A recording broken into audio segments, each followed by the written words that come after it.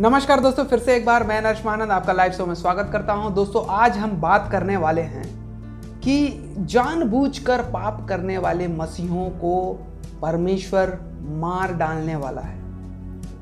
और आप अगर जानबूझकर के पाप कर रहे हैं तो ये वचन आप ही के लिए है। सुधर जाइए, संभल जाइए, अन्यथा मर जाइए। दोस्तों, कुछ ईसाई ऐसे हैं जो जी रहे हैं, ऐसे ही जी रहे हैं और चर्च जाना, मीटिंग में जाना और क्रिसमस में जाना, ये सारे काम वो करते हैं। वो इसलिए करते हैं कि हम ईसाई हैं, जस्ट लाइक एक फॉर्मेलिटी के जैसे वो जी रहे हैं। बहुत सारे क्रिश्चियन लोग, चाहे वो बच्चे हों, बूढ़े हों, चाहे वो बुजुर्ग हों, चाहे वो कपल हों, चाहे माता पिता हो, चाहे भाई बहन हो, कोई भी क्यों ना हो, है ना, यंग कोई भी क्यों ना हो। तो ये ऐसे लोग ऐसे जी रहे हैं जैसे कि एज अ फॉर्मेलिटी जैसे जी रहे हैं। वो सोचते हैं कि हम ईसाई हैं इसलिए ये सब करना पड़ता है। वो ईसाई बने नहीं, वो चॉइस नहीं किए फॉर साल्वेशन के लिए, वो चॉइस नहीं किए मुझे उद्धार पाना है बोल करके, वो चॉइस नहीं किए यीशु मसीह को। लेकिन वो इसीलिए जाना आना करते हैं कि वो क्रिश्चियन हैं, उनके माँ बाप क्रिश्चियन हैं, उनके दादा दादी क्रिश्चियन थे। तो कुछ ऐसे मसीही लोग हैं जो नाम धराई और फॉर्मेलिटी के लिए बस क्रिश्चियनिटी को फॉलो कर रहे हैं। और वे क्रिश्चियनिटी को भी फॉलो नहीं कर रहे हैं, जस्ट लाइक एक थोड़ा सा फॉर्मेलिटी, जैसे मंदिर जाते हैं, घंटे बजाते हैं और नारियल फोड़ते हैं, अगरबत्ती जलाना पड़ता है, सोमवार, मंगलवार, बुधवार, कभी भी कोई भी दिन फास्टिंग होता है ना। तो ये इस प्रकार से दूसरे धर्मों के जैसे वो समझ करके इस धर्म को, वो परमेश्वर की आज्ञा को उल्लंघन करे जा रहे हैं। दोस्तों, उन लोग जो हैं मसीह जीवन को एक टाइम पास जैसे जी रहे हैं। हाँ बिल्कुल, ये बात सही है।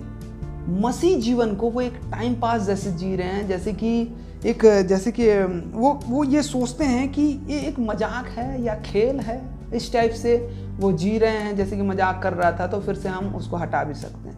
मजाक कर रहा था, बोले कितना बड़ा भी गलती कर दो, उसके बाद बोलते हैं हम मजाक कर रहे थे। तो जस्ट लाइक ऐसे ही वो क्या कर रहे हैं, एक ऐसा मजाक और खेल जैसे जी रहे हैं। वो जानते हैं कि वो क्या कर रहे हैं, बट उन्हें इस बात का एहसास नहीं है कि वो क्या कर चुके हैं। वो क्या कर रहे हैं उन्हें मालूम है, लेकिन वो क्या कर चुके हैं उनको इस बात का एहसास भी नहीं है। ईसाइयों में कोई भी क्यों ना हो दोस्तों, मसीह समाज में कोई भी क्यों ना हो, या मसीही में कोई भी लोग क्यों ना हो, चाहे वो पास्टर हो, चाहे विश्वासी हो, चाहे वो बिशप हो, एल्डर हो, डीकन हो, जितने भी पद होते हैं, चाहे वो आम विश्वासी भी क्यों ना हो, ये इतने सारे लोग जो हैं, इन सब को मैं इसीलिए बता रहा हूं। ये कुछ लोग हैं जो ऐसी जिंदगी को जीते हैं। कैसी जिंदगी को? कि सांसारिक जीवन को कैसे बेहतर बनाया जाए, लोगों को दिखाने के लिए क्या किया जाए, बच्चे को पढ़ाने के लिए क्या किया जाए, घर को बनाने के लिए क्या किया जाए, शादी का खर्चा उठाने के लिए क्या किया जाए। इस प्रकार से जितनी भी सांसारिक बातें हैं वो उसी में ही मदहस्त रहते हैं, वो उसी में ही जुड़े रहते हैं। दोस्तों, मैं आपको एक गंभीर बात बता रहा हूं कि आत्मिक जीवन शैली को कैसे बेहतरीन बनाना है, या कैसे बेहतर बनाना है, या आत्मिकता को कैसे बेहतर बनाना है, ये कोई भी नहीं सोचते हैं क्रिश्चियन लोग।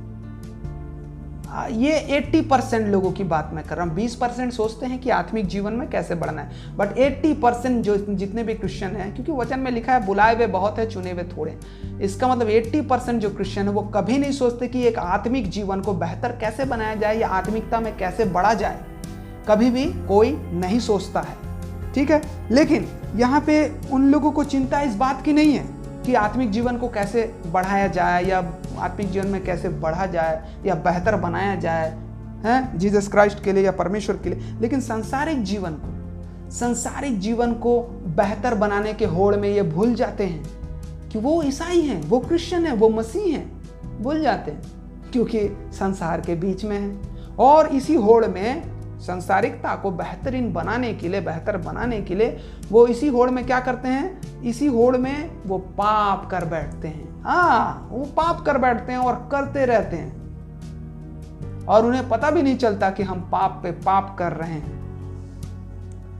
और तो और जानबूझ करके ये दिखावा करते हैं, सांसारिकता को बढ़ाते हैं और उसके बाद ये दिखावा करते हैं जानबूझकर कि हम क्रिश्चियन हैं, दिखावा करते हैं और लोगों को इस बात को शोबाजी करते हैं, है ना, लोगों को दिखाते हैं और दिखावा करते हैं। लेकिन यही बात उनके लिए बहुत घातक हो जाती है।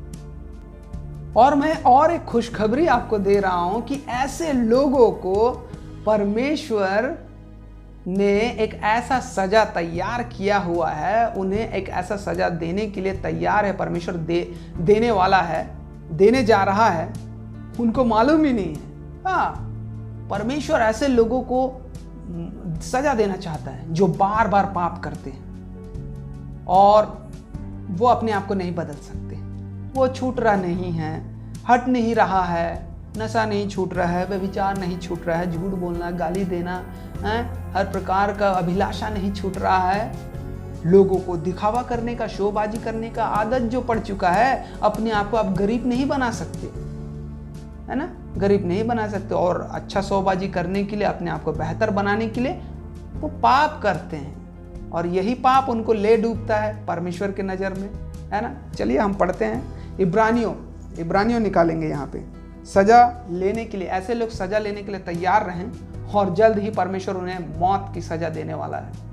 तो यहाँ पे जब हम इब्रानियों 10 का पढ़ते हैं, इब्रानियों 10 का 26 से लेकर के 31 पद तक हम यहाँ पे पढ़ेंगे। तो यहाँ पे बताया गया है, क्योंकि सच्चाई की पहचान प्राप्त करने के बाद यदि हम जानबूझकर पाप करते रहें तो पापों के लिए फिर कोई बलिदान बाकी नहीं रहा। एक ही बार ही परमेश्वर ने अपने पुत्र को चढ़ाया था क्रूस पर। परमेश्वर ने अपने पुत्र यीशु मसीह को एक बार ही बलिदान करने के लिए दिया था और वो आपने कबूल कर चुका है, बपतिस्मा ले चुका है, प्रभु यीशु मसीह को ग्रहण कर चुका है, क्योंकि आप सच्चाई की पहचान कर चुके हैं, आपको सच्चाई मालूम है। लेकिन अब कोई बलिदान नहीं है फिर से आपके पाप के लिए। हाँ, दंड का एक भयानक बाट जोहना, दंड का एक भयानक बाट जोहना। आप जोहते रहो, समय मतलब देखते रहो, रास्ता देखते रहो, जैसे कोई आ रहा है बोलकर रास्ते देखते ना, वैसे दंड का एक भयानक बाट आप देखते रहना, है ना। फिर उसके बाद और आग का ज्वलन बाकी है जो विरोधियों को भस्म कर देगा। वो आग, वो परमेश्वर की सच्चाई का आग आपको भस्म कर देगा। जब मूसा की व्यवस्था का नाम मानने वाला 2 या 3 जनों की गवाही पर बिना दया के मार डाला जाता था, तो सोच लो कि कितने और भी भारी दंड के योग होगा। पुराने नियम में बिना गवाही के 2 या 3 जनों की गवाही में उसे भयानक मौत मार डालते पत्थरवा करके। और अब आप सोच लो कि उससे भी ज्यादा भयानक दंड, सोच लो कि वह कितने भारी दंड के योग ठहरेगा जिसने परमेश्वर के पुत्र को पांव से रौंदा और वाचा के लहू को, जो बहाया गया था, परमेश्वर ने उस लहू के द्वारा नई वाचा का स्थापना की थी। उस लहू को क्या किया? वो लहू को जिसके द्वारा वह पवित्र ठहराया गया था, अपवित्र जाना। हम प्रभु यीशु मसीह को क्या करते हैं? रौंदते हैं अपने पांव से अगर पाप करते हैं तो। और हम प्रभु यीशु मसीह के लहू को क्या करते हैं? अपवित्र ठहराते हैं जब हम पाप करते हैं तो। और अनुग्रह के आत्मा का अपमान किया, पवित्र आत्मा का अपमान किया, अनुग्रह के आत्मा का अपमान किया। ऐसे लोग नहीं बचेंगे। मरने वाले हैं जो दोबारा पाप कर रहे हैं, जानबूझ करके पाप कर रहे हैं, सावधान, अभी भी वक्त है, बदल जाइए।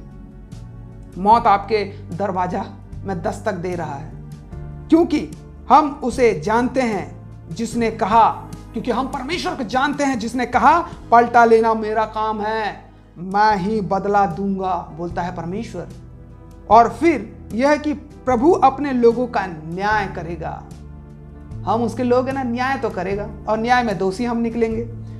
लेकिन और एक वार्निंग दे रहा है, चेतावनी है, जीवते परमेश्वर के हाथों में पड़ना भयानक बात है। संभल जाइए, आज भी वक्त है आपके पास, आज भी समय है, नहीं तो वो भयानक बाट, वो भयानक रास्ता परमेश्वर आपके लिए रखा है, वो भयानक सजा, वो दंड, नहीं तो आपको कोई नहीं बचाएगा। फिर बदल जाइए, अभी भी मौका है। तो दोस्तों, आज हमने सीखा कि दोबारा जानबूझ करके हम जो पाप कर रहे हैं उस चीज से अगर हम मन न फिराएं या बदले नहीं तो परमेश्वर हमारी मौत निश्चित करेगा, हमें मार डालेगा, हमें सजा देगा और ज्यादा भयानक सजा देगा। इसलिए हमें अपने आप को मन फिराना है। और इसी प्रकार से हम नए नए वीडियो के साथ फिर से आपसे मुलाकात करेंगे। हमारे चैनल को आप सब्सक्राइब करें लाइक करें, शेयर करें, और हमारे प्रार्थना नंबर कॉल पे आप प्रार्थना करवा सकते हैं, और हम मुझे व्हाट्सअप कर सकते हैं, और भी बहुत सारी जानकारी ले सकते हैं। आप हमारे साथ ऑनलाइन बाइबल क्लास भी कर सकते हैं। परमेश्वर आप सभी को आशीष दे। नमस्कार, गुड बाय।